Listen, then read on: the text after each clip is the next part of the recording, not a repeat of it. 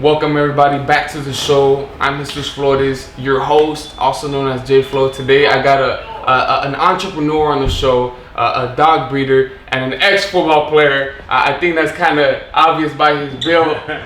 His name's Hazel Santoyo. We met each other a long time ago, man. It's crazy how time just flies. You know, 10 years. we were about 18 years old. You know, just little boys coming straight out of high school. I'm from HP. He's from East LA.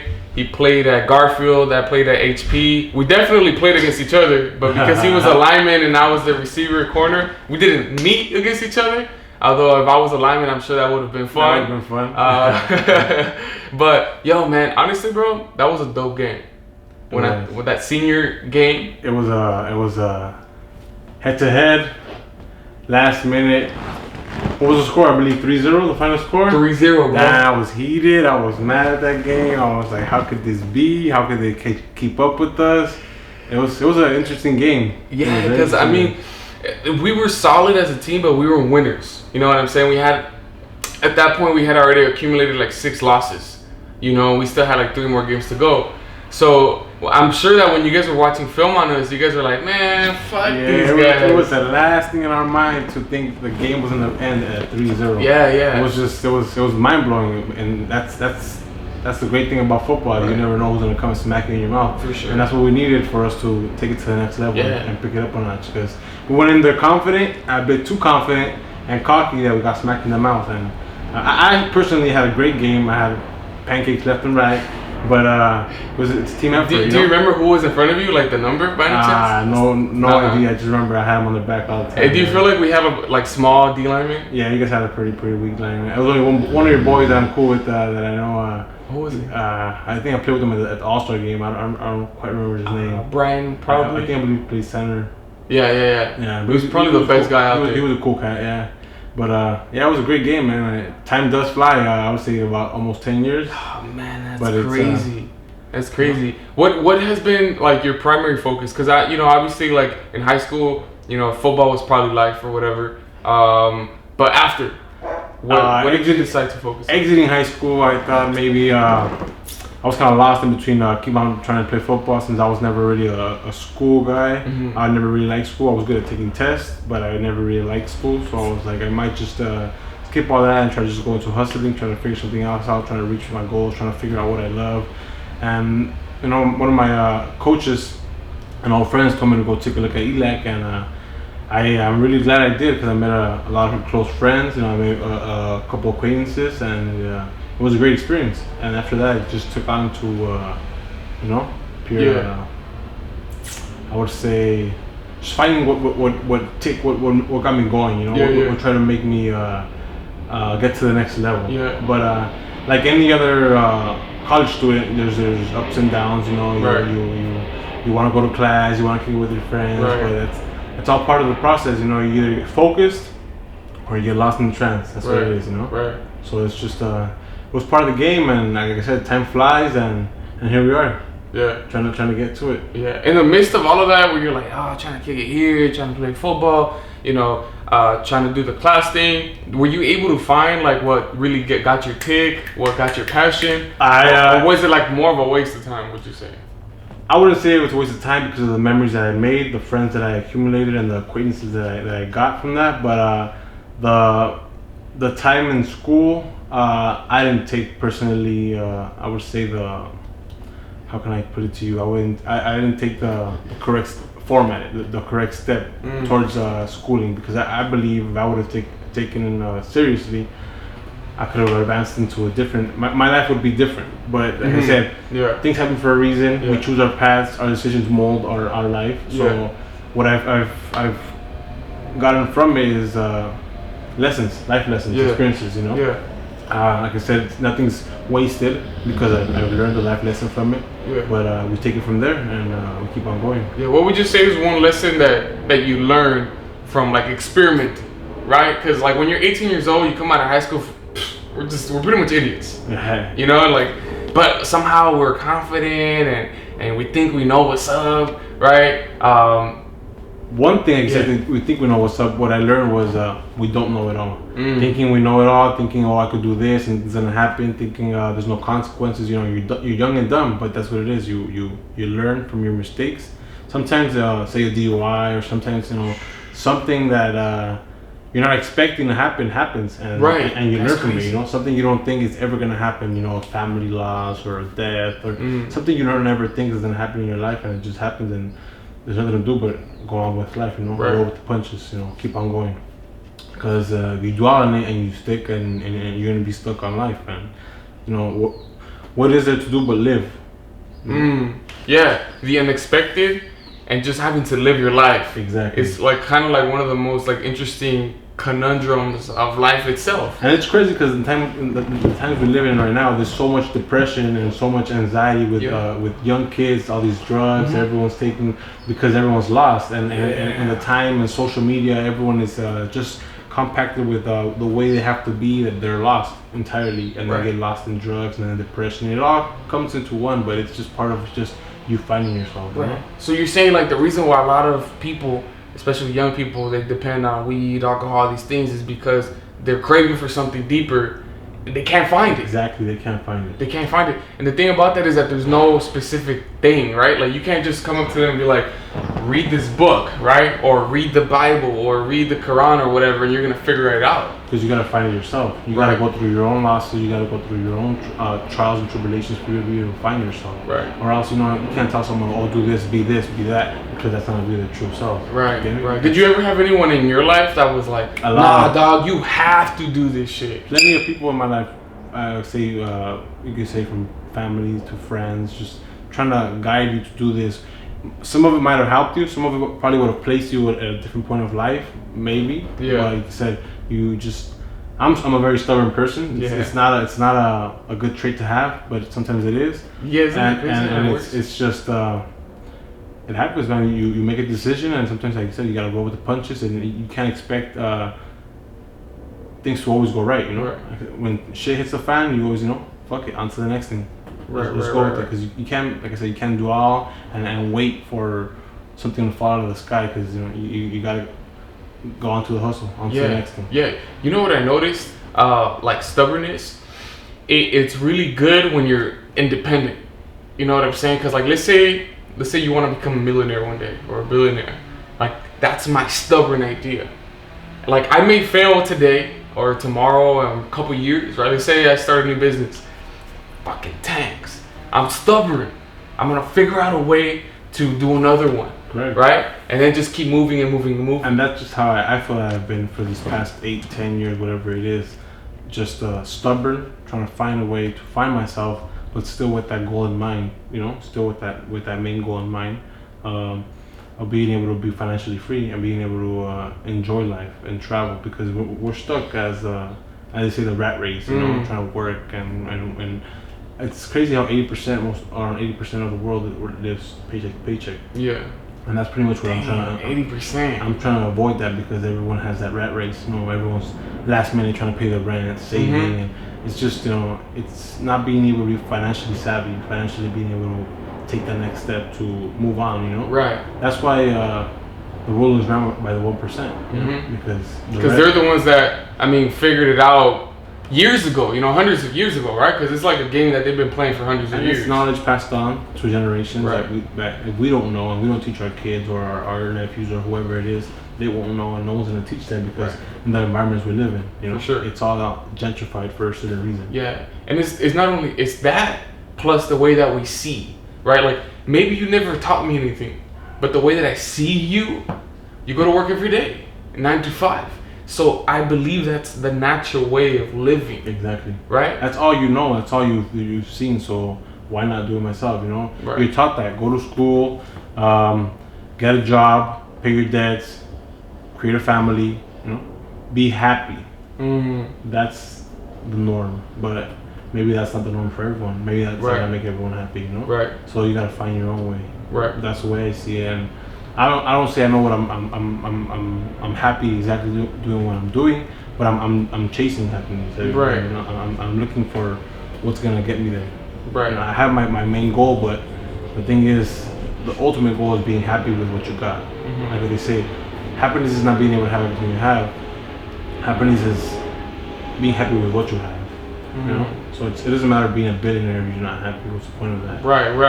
Or like when you have a lot of money, but you don't have real friends. Exactly. You don't have a real lover. Exactly. If that's what you're looking for, or a family. You know what I mean?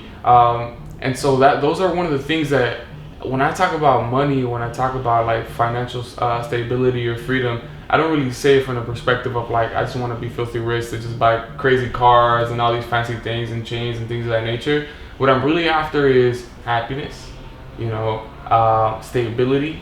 I'm looking for power, right? Because power is those things in society that allow you to really change society. Exactly, make a move on something. Exactly. My question to you would be, why are you in pursuit of that financial freedom? Because I've always, since I was young, I just grew up working. I've always had that mentality. It's a good mentality placed in by my parents because some people just don't grow up that way. Some people are just grow up giving everything handed to them. And I thank God that the parents that were given to me, they taught me how to work from a young age, from 5 years old, hustling, selling candy at school, working every weekends, not being able to have those, going to a sports team as a young kid, go play basketball in a league because too busy involved in the family business. Right. So that helped me work and shape my work mentality. But I'm kind of, I wouldn't say over it, but I'm trying to work smarter to be able to enjoy life and also teach that to my siblings or my nephews, my future kids, whoever it is, and the community. Teach them the way to avoid the rat race, if you get me. Yes. Try to take because us as a Hispanic community, it's sad to say, but we're very, how can I say, ignorant to For sure. to a lot of things. And once they bring a certain situation up or a certain thing, like a way of life that's not so enslaved to working, they can't believe it. Or no, you have to work all your life, or you have to work 8, 10, 12 hours to survive. And maybe you do, but maybe there's other ways for you not to avoid and kill your body. Right. So you can progress, I guess. Right. In life, right. Right. So the way I see it is, if one of my future goals is to be able to open up a school in the future to teach kids not the norm, not history, not the regular basics that the government wants you to learn. That sure. I personally see that you don't use in the future, that you don't use it in life, to something that might help the kid in college or might help him in life, like writing a check or being able to know about taxes or how to get taxed or how to use your credit. There's a lot of people that would say that 1%, they take credit cards for the kids when they're younger, so they can build their credit. So by the time they're at a certain age, they have that advance. That's crazy. That other step that I doubt most of the Hispanic community gets their kids a credit card when they're 14, 15 because they don't believe they're responsible enough. Right. They're just gonna blow it. Exactly. But you're supposed to teach them that before that. Exactly. So that's the difference between a couple families and that knowledge and that thinking that they have. Oh, I have to have this.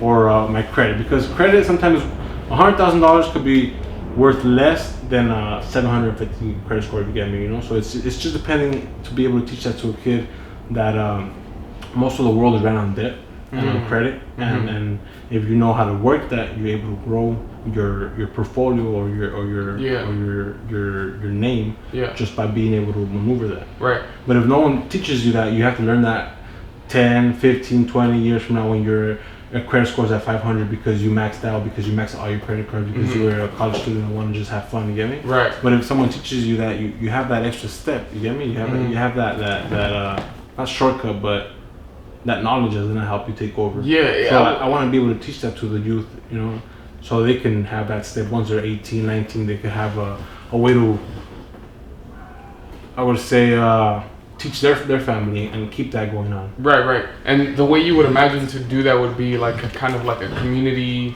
type building where it's not necessarily like the school that you're envisioning. Do you think of it as like from the morning till like from 8 to 3, or would it be more of a kind of like a 2-hour? I would say it would be more of a like you said. I believe a lot of people have a short span of attention, so it's not everyone could be going to school 8 to 3. Not everyone has the time for that. My thing would be a whole family gathering, bring the parents and the kids and teach them so they can learn as a family and take that step as learning their, how can I put it to you, they're taking a step together to be able to grow as a family mentally and financially. Right. And I would say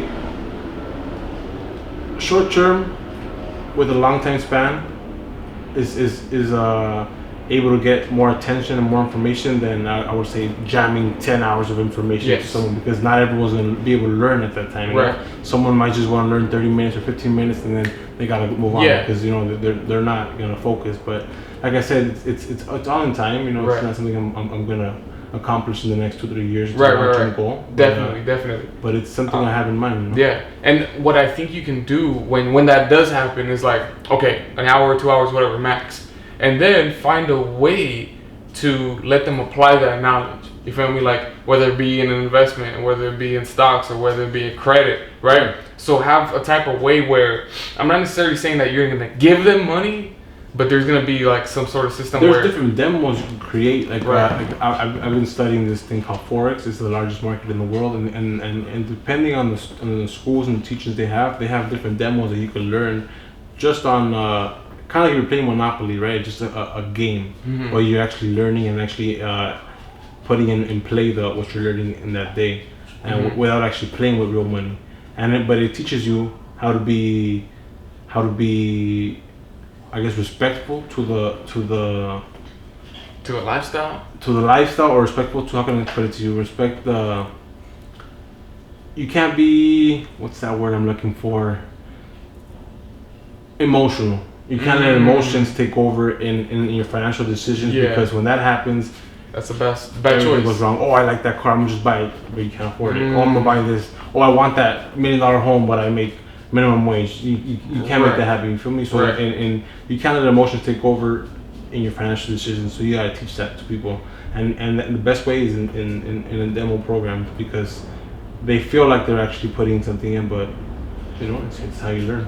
Yeah. And I find that really interesting how you learn really well through games. Exactly. You know what I'm saying? But I also relate to the point of buying shit out of impulse. Like, it's like the dumbest thing you could do.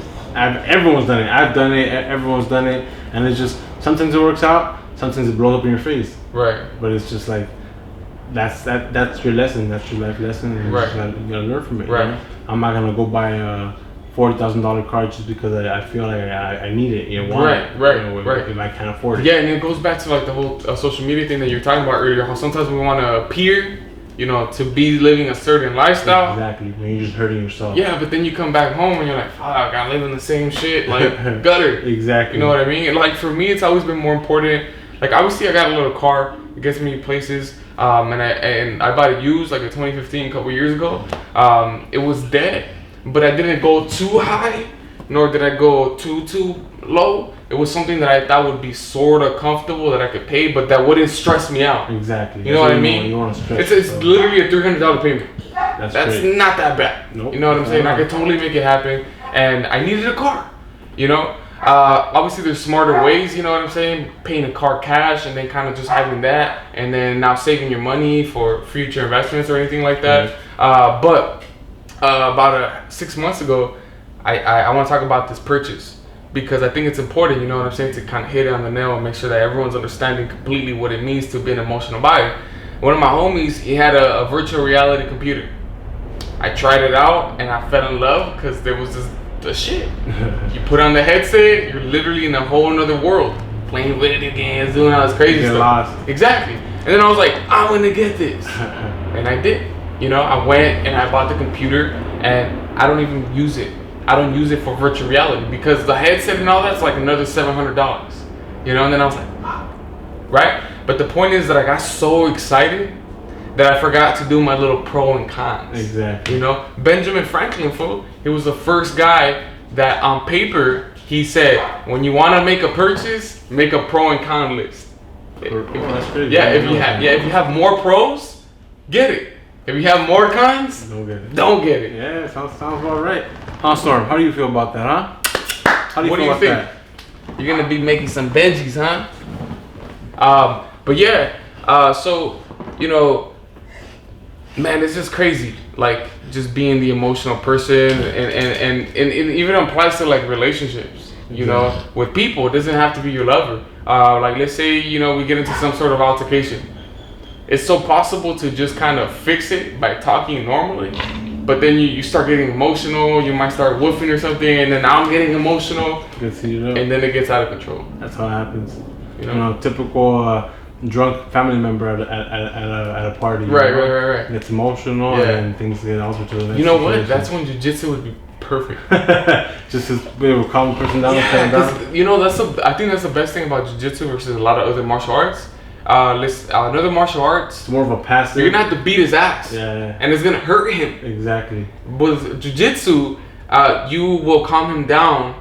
Let's say he's being crazy and he's hurting you.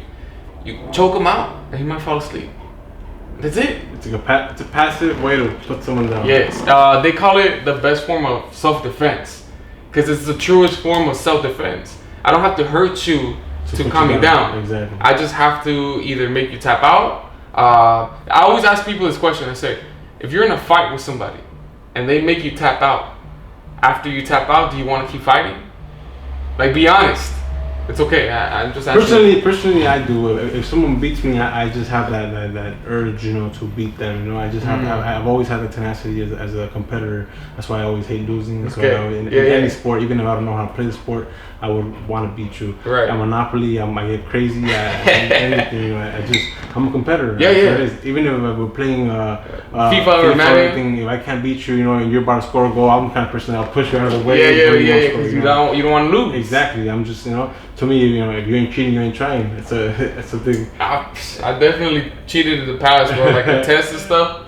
So that's just the way I see it. But it's just that competitive build, like we were talking earlier. That you just get if you're an athlete. If you played a sport before. Yeah. You get that competitive. Not everyone has it. Because I can tell you, I've had a lot of people that in past teams that just don't have that competitive drive. Right. That you just see them that they're just there for the jersey. Oh yeah, I've always hated that. They're just there just to say they play a sport, but it's either you're full in or you're not. Yeah, I always felt some type of weight with kids like that on the football teams, because I would look at them and I'd be like, okay, you suck, but there's some kids that suck, but they're all in.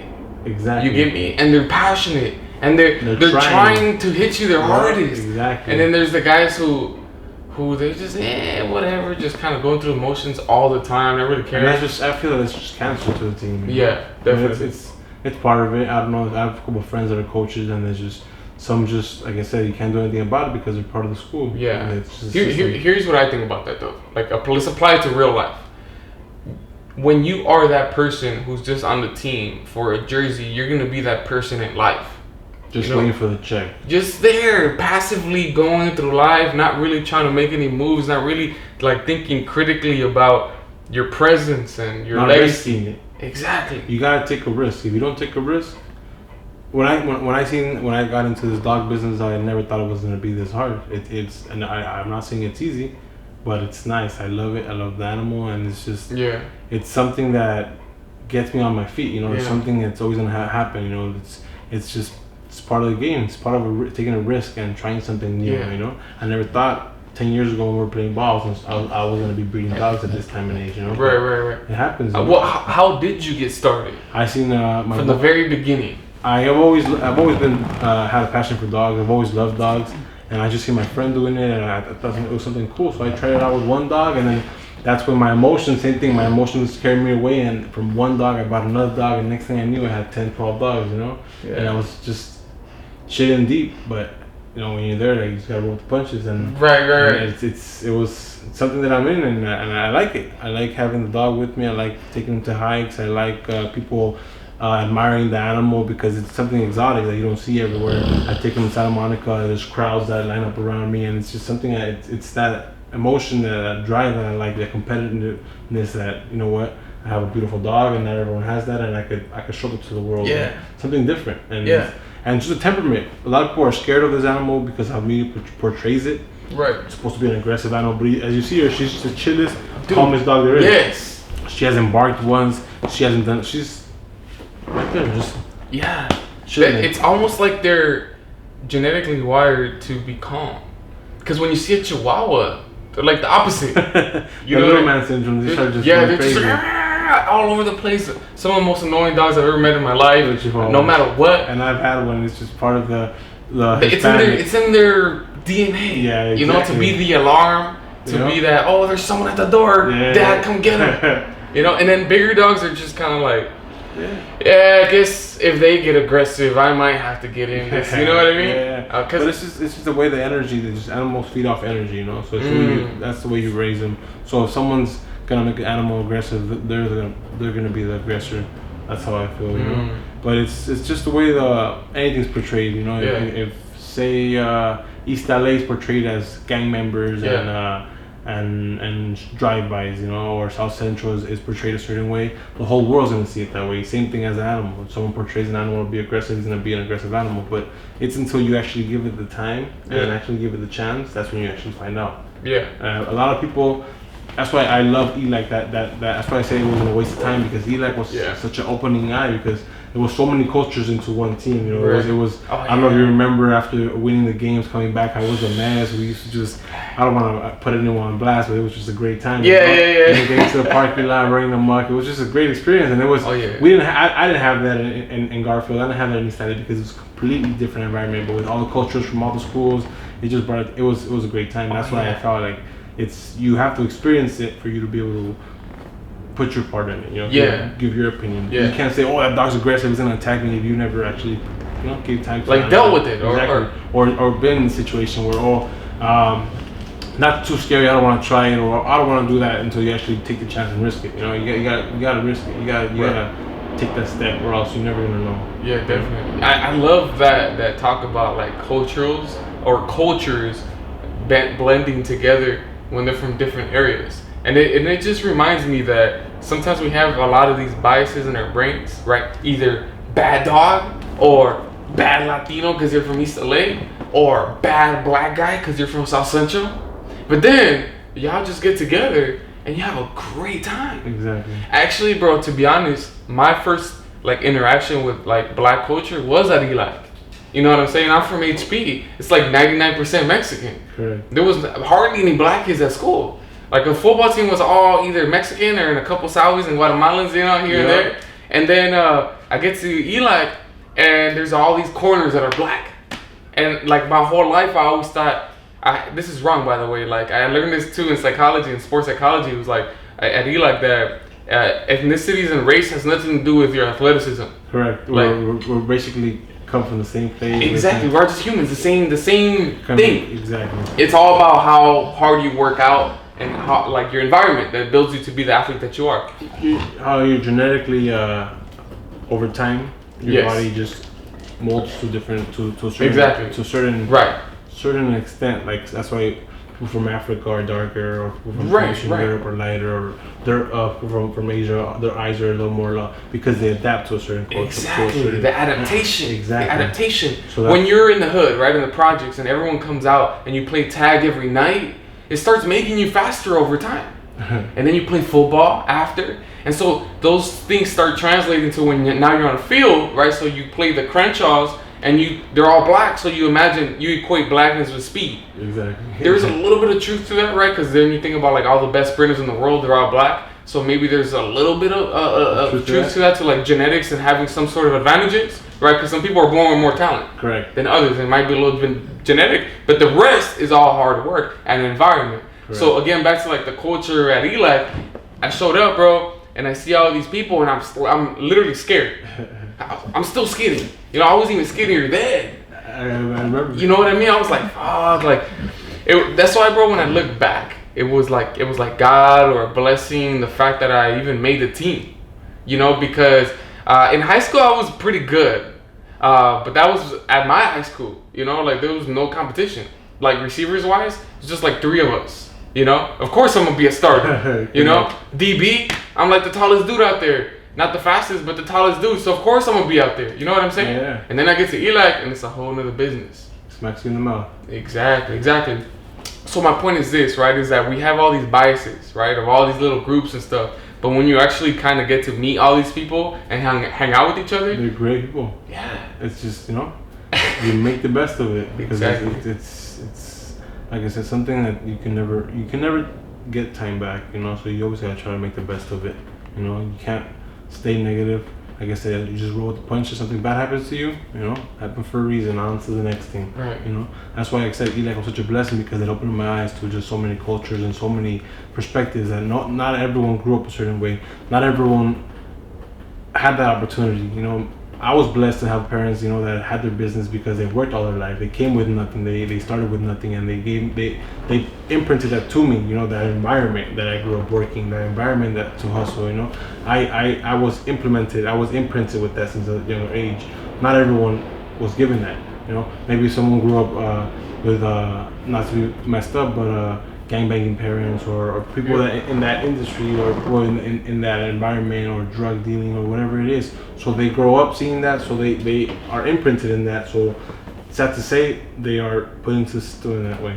And You're right. people grow up in the system. They have a different mentality than someone that was had a silver spoon. You feel me? Right. And I love how you coined it, system, because everything in life is systems. Systematically in place to be able to make the world run a certain way. That's why people go to school from 8 to 3. You know, people work 9 to 5. Right. You know, it's just a system. And it's ran by the 1% that wants, you know, Right. everything ran for them. Right. But even when we think about the institutions, right, that were created by the 1%, so that everything flows wonderfully for them, and then we think about our own systems, like our schedules. You know what I'm saying? I wake up, I do this, and I do this, and I do this. That's a system. You know what I'm saying? That sometimes we learn it subconsciously in the first 3 years of our lives from our family, from our environment, from all these different things. And like you said, like if both parents are gangbangers, I know one person. Her name is Jennifer, and she came up from 2 gangbanging parents, and she ended up going to UC Berkeley, and that's like kind of like one of those outliers. You know what I'm saying? Because she grew up in the whole gang life. You know, getting down and doing drugs. And that's just mental toughness, being able to avoid all that negativity and just focus on a certain goal and be able to achieve that goal. And that's props to her, and no respect. And there's many cases like that. You know, people that grow up in certain environments that are just you're supposed to be that statistic. You know, that go back to that environment and just be in that hole. You know, but they just grow out of it, and they are that stepping stool for that family to be able to grow and take the next step, you know, to not be in the system, to avoid the rat race, you know, and that's a blessing for that family to be able to do that, you know, be able to show them and give them that financial savvy to be able to take that next step, you know. Do you know anyone? And the reason why I'm asking you is like if you know anyone, and it's like, have you ever asked them how they were able to kind of get away from a bad system that was already there? From either from the family or their environment, that has been able to be relatively successful today? I have a friend that his name's Jonathan. He was I wouldn't say he had bad parents, very good parents, but he was just in that environment of South Central and just drive-by and just that negativity. But he played with me at Garfield, and he was a great athlete and a great scholar, and he was able to get a full scholarship to UC Davis and full scholarship, everything paid. Not, and I'm saying not athletics, just academics, which to me is even more impressive. And then he was able to graduate with one of the highest honors in his class, and now works with the Navy, I believe, and he's doing great for himself, and he was able to avoid and that statistic and actually become a stepping stool for his family, you know. First person to go to college, you know, graduate and make everything happen, and you know. And he shows that an example to a lot of kids that have that negativity around them. Right. That it's possible. Right. That it's doable. You know. Yeah. He you know, if he can do it, why can't you? You know? Yeah. It's just, I guess, I don't know, the drive, or there has to be a certain mental toughness. Exactly, that mental toughness, that they're able to avoid that, because I believe I wasn't mentally tough enough to avoid all the bullshit and actually focus on just going to class and playing football. I believe I would have been able to play somewhere. Right. That didn't happen because I was too busy, you know, focused on dumb shit, dicking around, you know, Yeah. and it happens, you know, or you get focused in the hustle. It happens to a lot of scholars. There's a lot of distractions. A lot of JUCO players, they get focused in the hustle because they don't have that opportunity of someone that's has everything paid for them. All they gotta do is focus on going to school and working. Right. Someone might have a kid, someone might have a sick mom or dad. They have to go work 2 jobs and go play the sport and go to school. They don't have time for everything. So maybe that environment doesn't let them take the next step. And there's some people that are in the same environment that make it work. Mm-hmm. So it's just, you know, something that being able to put the hard work in and the mental toughness to take you to the next level is just something that's crazy. Yeah, bro. That JUCO struggle is real, man. Is one of the most craziest things that I've ever like engaged with. It makes you or breaks you. It does. It makes you or breaks you. I see a lot of people just, you know, they have a certain dream and it shatters. Yeah, like you remember all the out of state guys. Everyone in the team thought they were gonna play in the NFL. I'll tell you this, you know, but not everyone had the talent. Not everyone had the hard work. I would say tenacity. And you know, not everyone was meant to be, you know. Yeah. And it just happens, and it makes or breaks someone. You know, some people, we've had a lot of teammates pass away because of drive-bys or whatever it is, you know. And it's sad, but it's part of our life, part of our community, part of our environment, part of what happens of, you know, taking losses. And like I said, not everyone makes it, and that's life, you know. We roll with punches. Yeah, that's honestly, well, that's one of the craziest things. And out of respect, I probably won't mention the person's name, but I remember, like, again, like, it's crazy how someone's life can just be taken in a second when they're like innocent, you know what I mean? And like you and I, we have all these dreams and ideas, right? And what if we come out right now and someone takes our life? Exactly. I think it's one of the most unfairest things about life. Nothing's guaranteed. You're not guaranteed the next day. You wake up, you're blessed, you know? Right. Make the best of it. Right. Which is, again, like, I think it's so important when you bring up risks, right? Because we're not guaranteed 10 years, right? You're not guaranteed tomorrow. Exactly. So why not take a risk today on your idea? You know what I mean? And I think it's really important that I don't want you to live in fear, like, oh man, fuck, I'm gonna die tomorrow. You know what I'm saying? Because now you can't live in fear. Exactly. But I also want you to live taking a risk to better your life, like radically. Correct. You know what I'm saying? You're better off taking a risk than regretting in life later on. Oh, I didn't take it. What if? What could I have done? What would I have been? You know? What? Maybe I would have had this. Maybe what could have, should have does not exist. You know? Right. Either you make it happen or you see it pass by. Right. That's what it is. You know? You don't get time back. And like I said, if you have your parents, if you have someone, you know, that you love, cherish them, you know, give them the time that you feel that they need from you, because you never know when is the last time you're gonna have them. I've had losses in my life and it sucks, but it's, like I said, you make the best of life at the moment. If not, you're gonna be stuck in life regretting what could have been, you know? Yeah. So another thing I want to bring into this thing is that we're not taught as Latinos is life insurance, you know? Life insurance is a big thing that there's a lot of skepticism about it. Everyone's scared. Oh, it's just a way of people getting screwed over, and it's not. It's a financial vehicle that is not in place or taught to us as a Latino community, because not everyone in their family has it, or not everyone they're not aware of it. Yeah. So what is life insurance? Life insurance is a way to be. I see it as not a shortcut, but you being able to bless someone to make something happen in the future. Say you can't chase your dream because of financial circumstances. You know, you have to take 2 jobs, or you can't make this happen. Maybe your nephew, or maybe your grandchildren, or someone in the future will be blessed if you leave them a little some change to give them that ease. You know, it's something for you. I see it as a financial vehicle for a family. For a family to be able to take it to the next step. I say start a business, buy a home, vacation, something, you know. I was blessed enough from my family's perspective to be taught that to my dad. My dad got life insurance. I lost my father. I'm not saying it was a blessing, but you know, he left us a blessing.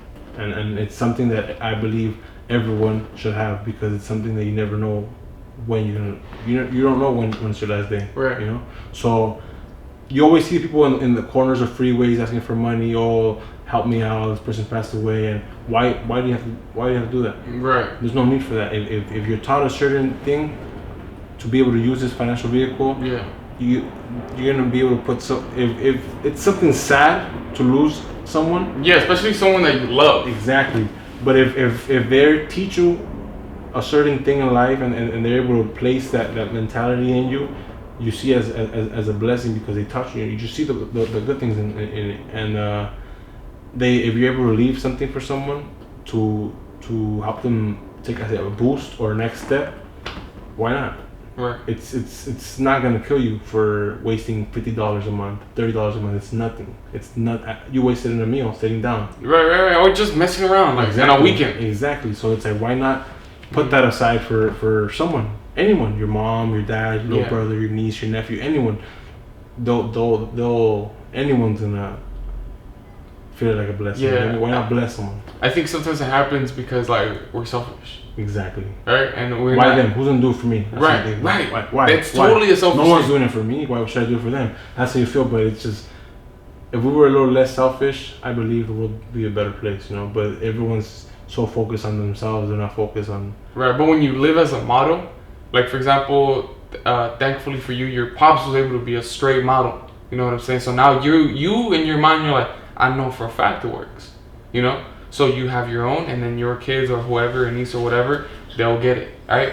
And then you're teaching them, right? And that's part of the generational teachings. Exactly. So you keep on going to that, and that changes the whole perspective in life and the whole view, and just changes the way I say it. You sidetracks onto a better lifestyle, because say you're poor, you have your family works 2-3 jobs to put a roof over your head and put food on the table, and anything happens and you're blessed with $500,000.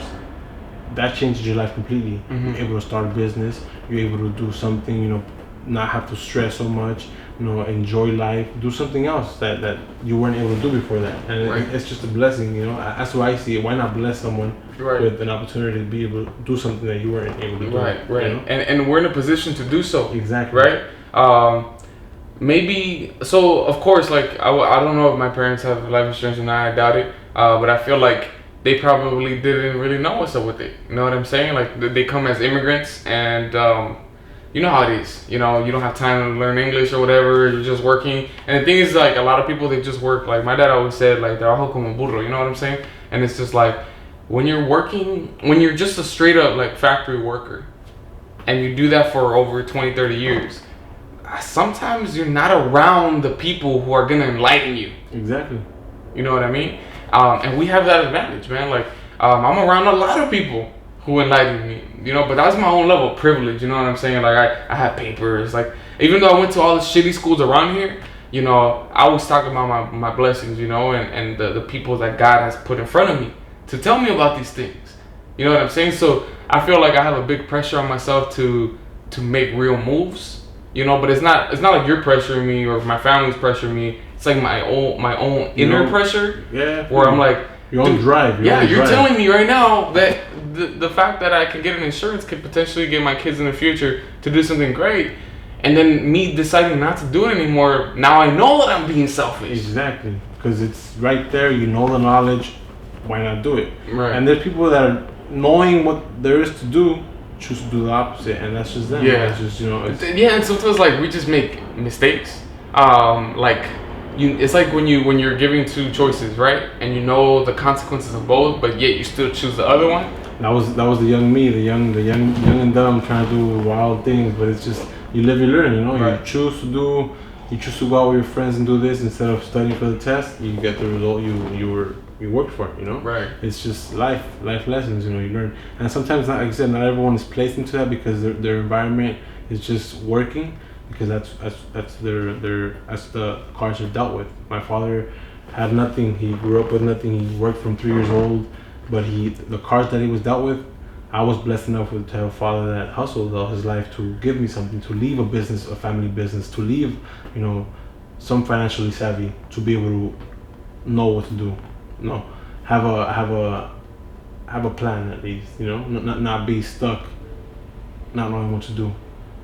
Something implemented into my genetic code to be able to work for something in my life, and not everyone has that. So if you don't have that, I believe it's in you to make that. You know, if you don't come from a rich family, I say you know, like you said, that saying, a rich family should come from you. Right. Not just having things or just mentally. Right, but from inside. Exactly. You know, be able to rich in something. You know, rich in feelings, rich in mind and knowledge and everything. You know. I feel like that's the real richness. Exactly. Is knowledge, knowledge of self, knowledge of your roots. You know, all these different things that I think make us even more richer. Like, for example, there's a lot of people that get inheritances.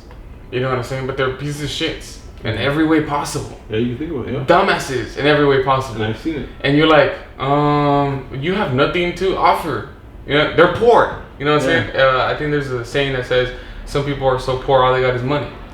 You know, and it's like, I don't want to be that type of person.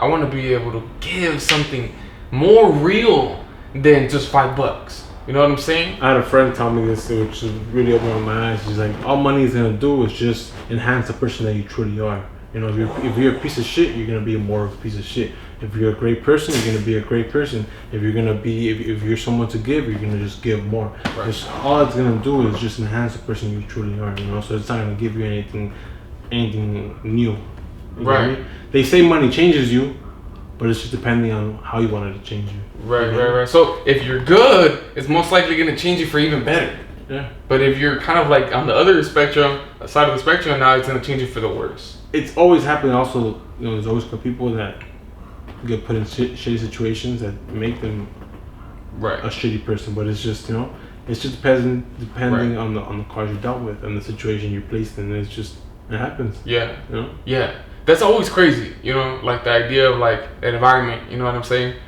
and free will. Correct. You know what I mean? Like that's one of those subjects where I don't really know what the right answer is. Cause I mean, nobody held a gun to your head and said, "Go to Jesus' house today to go on the podcast." Correct. Your free will brought you here, right? So if we're coming up in an environment that's toxic as fuck, how much freedom do we have to avoid that? Yeah. You know, what's your way around that? If that's all you see, or that's in front of you, around you, behind you, all you gotta do is, you know, pretty much give in. Right. But it takes a certain person, a certain mentality to avoid that. Yeah. And not everyone has that, and the persons, like I said, that do, they make the best of it. Yeah. And it's crazy, man. It's just, I have a friend that I was talking to the other day. He brought up a situation with his brother that is locked up for life, because of a situation that was put in place in him when he was younger kid. He was a gangbanger, but they were trying to kill him. So he defended himself. By defending himself, a straight bullet killed someone else. Now that situation altered his life to being locked up for life. You see where that environment just fucked up everything. Yeah, definitely. But it happens, you know. Right. In the world we live in, it's just, you know, the cards you dealt with is just. Yeah. Either, you know, you make I think that story puts it pretty well. You know what I'm saying? Like I of course I always understand when people talk about the environment and made me do this. You know, because sometimes you feel trapped. You know what I'm saying? Either you trap yourself or your own community traps you a fuerzas. Yeah, correct. Because of the cards. Now you're limited to less choices. You know what I'm saying? Correct. To where the point is both choices are gonna fucking kill me. You know what I'm saying? It's someone that says, I'm gonna hustle, sell drugs for my family, you know, on the street or wherever it has to be, because that's the only thing I can do, or I'm gonna work at McDonald's, or I'm gonna work over here for 2 shifts to give them the same amount of money. You know, someone might say, all right, I'm gonna go work these 2 jobs. Someone might say, I'm gonna go work the corner. You know, it's just those two choices can either alter you or, you know, put you down. Right. And it's just something you have to decide. And sometimes in the heat of the moment, your emotions take over and you make that decision. Yeah. And it doesn't work out. Yeah, exactly. It's crazy how human beings are just like almost complete emotions. Sure. You know what I mean? Because like I want to say, yeah, or you could just think logically or whatever. But when you have all your friends looking at you and expecting you to do something, that pushes you to make that move, you know. Exactly. But it's, you know, that peer pressure sometimes it breaks people sometimes, you know. Yeah. And that's why there's a lot of depression, a lot of suicidal kids, Right. and you're seeing it more in this time and age for that reason, you know. Right. Social media, peer pressure, all that's bringing kids to a different I say mentality. All these drugs, pill popping. You know, a lot of these kids are a lot more aware at a younger age now than we were. You know, I know a lot of kids that were our age that were just not. Storm, come here. Come here. A lot of kids that were not able to make the decision for themselves, you know, to be able to just choose their life because it was chosen for them. You know, it was implemented before they even had a chance to make a move. You know, Right. They had to go slang, or they had to go do this, they had to go do that because they had no other choice. It was either that, or that. Which is why it's so important for your idea, you know, the school that you want to create in the future, to install that school in the hood. Correct. You know what I'm saying? So that, like, I will specifically go after all the kids that have, like, that lifestyle. Correct. Because those are the kids that need to be impacted the most. Do you show them that there is a way, that there is another form to get to the top without having to go through that route that they've seen, that's the only tunnel vision they have is that hood life. Yeah. And you're able to teach them something else that is the actual way that people, I could say, screw someone over, or the legal way to be able to take that next step, that little shortcut, without having to go the hood way. You know? Right. There's other possibilities of you making money without having to break the law. Yeah, like finding money, getting fulfillment, pursuit of happiness, all those different things, right? Like the hood thinks is a certain path. Like I know for what my brother-in-law, he works at Pelican Bay. You know what I'm saying? So he works with like the top of the streets criminals, which he says a lot of fools come from out here. You know, from East LA, South Santoyo, HP, all this shit. And when they're in there, like they wanna be there. You know what I'm saying? Like you wanna have your third strike. You walk in there, bro, and the first thing everybody asks you, let me see your resume. That shit was crazy to me. Like, I'm like, you have a hood resume. You know what I'm saying? So you're literally trying to be almost like the worst shit you can be to get to Pelican Bay and then work your way up there. It's just a lifestyle that they grow into, you know, a lifestyle that they grow into, and a lifestyle they're accustomed. Like, will come out of jail and they just want to go back in because they're more comfortable in than the real life. Yeah. You know, and it's sad, but it's just the way the cards are dealt with, and they make the best of it. Right. I guess that's their way of making the best of it, and that's their happiness. You know? That's true. It's sad to say, when that's their happiness. Yeah, I feel like I completely have come to terms with it. You know what I'm saying? Like I love respecting people's freedom.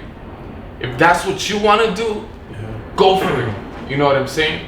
A long time ago, I always used to want to help everybody out or whatever. Now I want to help out the people that want to be helped. Exactly. Not everyone wants that push. Not everyone wants that help. You know, you might want to help everyone out. That's been a part of me also, trying to help people out. But it's just, you can't help everyone out if you can't help yourself out. You know, first you gotta help yourself out so you can be able to help the masses or whoever you're trying to help out. Because by trying to loan everyone a hand, sometimes you're shorthanded yourself. Yes. And that's actually happened to me recently in a couple of businesses. You know, I'm over here trying to help someone out, then I can't help myself out, take the next step because, you know, I'm too busy lending a hand to someone. I can't help myself out. Right. You know. Right. And it's part of a life lesson that not everyone that you help is gonna be there for you. You know. That's but true. It's just that's where you see whose true colors are and who's the real one with you. You know. Right. But it's part of life. You life lessons, and you go on with it. You can't dwell on it. You can't take you can't take hatred towards that person just because you know, maybe you guys think differently. Maybe, you know, you can't give something expecting in return, because like that there's no blessing in it. I think, you know, you can't give with expecting someone to give you the same back. I don't see the point in it. I don't see, you know, there's no dignity in it. I don't believe there's anything good coming from that. Right, and just getting shit. Exactly. Yeah. If you're expecting, I'm gonna do this for you so you can help me out later. I helped you do this, so I expect you. No. Yeah. It's just, yeah. You give it without expecting anything. Yeah. Most people are that way, right? I bought you a meal 5 years ago. Like you owe me something. I try to stay as far away as possible from that form of thinking, because to me it's toxic. You get what I'm saying? Like, I can't. I learned to stop expecting anything from anyone. the only thing I could expect shit from is myself. Correct. I'm working this hard at jiu-jitsu every day so that I can submit you. There should be you know what I'm saying? Like, there has to be a goal. Yeah. You know what I'm saying? I'm working really hard on my podcast right now because eventually I want to have a whole studio with a real setup. You know what I'm saying? With the nice mics and, you know, all that stuff. You know what I'm saying? But I have to take my steps. Correct. And I have to work towards that way. And ultimately embrace the grind. That's what it is. You know, you gotta embrace the grind. And it's something that not everyone wants. Everyone wants to go from point A to point B like that. Right. I would love it, but no. You gotta. It's not possible. You gotta embrace the grind. You know, you gotta start from scratch and take it somewhere. You know. Right. Rome wasn't built in one day, like they say. For sure. So you gotta learn to do the same. Right. Definitely. If you had some tools or some key knowledge that has allowed you to become successful in what you do, what are a couple things that you would like to share with our audience today that they can use today to get them on the right track?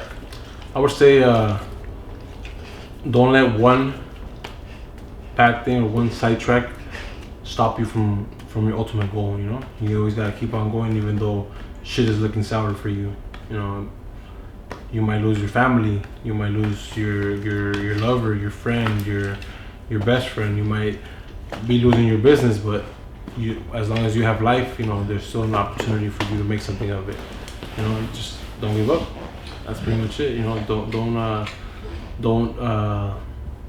don't think because you're left-handed you can't do something that a right-handed person can do. You get me? Just because you're down a certain hand doesn't mean you can't succeed. Right. You know, there's no reason why you should stop towards a goal if you're alive. You know, you have that blessing. And one of the things that impacted me when I just seen a couple of weeks ago was this football coach. I don't know if you've seen him. That has I believe he has no hands and no feet, and then they just gave him an award in the ESPYs, I believe. I don't know if you've seen him. Nah. It really got me going because he said if I could do it, why can't you? He couldn't play football, but he loved the sport, so he said I could coach football. Right. And that's just something like, you know, if the ultimate goal was to be in football, you know, if the goal is still there, if you can't succeed in something, you know, there's still another way around it. But it's just like, don't give up. Mm-hmm. And that's just what that got me more fired up to do what I want to do, you know, to make those moves. Because if someone that was dealt a card with so little, with no hands, no feet, and made such a blessing out of it, why can't someone that has everything, you know, make something of their life? It's just on you and your mentality and making something of it. You know, if, like I told you, maybe you're selfish and you don't want to do that and you have a certain way of thinking, maybe you need something to happen, something to change that mentality, you know, or someone you need to meet that certain person that change that train of thought. Right. You know? But it's just never give up. You know, something happens, on to the next thing. Like I said, roll with the punches. That's all I can say. Yeah. Perfect. And if anyone has any questions or wants to reach out to you, where can they find you? Well, they can just hit up my email for the DAWGS. It's corasquenosinc@gmail.com, or through the Instagram. I have the Instagram for the dog business, and then I have a family business also in downtown. It's called Coras Productos. So either there, you could contact me. And what's your Instagram at for the audience? At Santoyo, and also at Corasquenos for the DAWGS, and then at Coras Productos for the business. It's a party supplies. Dope. Hey, I've been in that store before. It's super dope. Anything that's like Mexican related, you can find it right there at your store. Thank you, Hazel, for showing up today, man. I really appreciate this, man. Anytime I have the ability to just like chop it up and put it on the podcast, I think it's important. You know, I think it's just important to share that conversation. You know what I'm saying? Because good conversations happen 24/7. Exactly, but not everyone documents it, and you can't always go back, you know, and see and look at that experience. You know, you never know when you're gonna lose someone, and if you can have that memory, it's just it's epic, you know. And we're blessed to be living in this era where you can capture anything. Yeah. You can capture and remember and memories, and 100 years ago people couldn't do that. Yeah. So it's the times we're living in, we're blessed. So we gotta make the best of it. That's really golden.